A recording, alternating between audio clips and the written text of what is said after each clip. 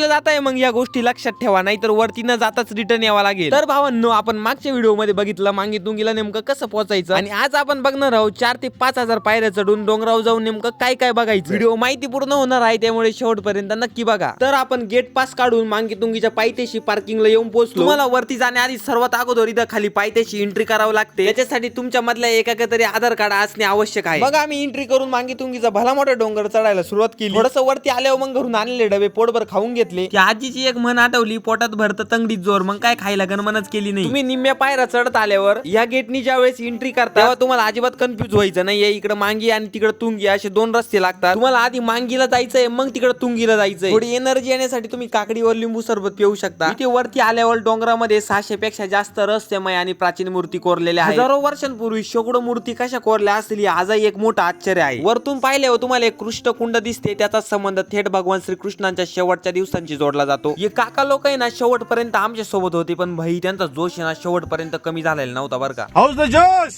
तुम्ही पण मांगी तुंगीला जायचं प्लॅनिंग करत असाल तर उशीर करू नका, लगेच जाऊ नये. अशी मोठी चढाई आयुष्यात एकदा तरी केली पाहिजे. रामकृष्ण हरी.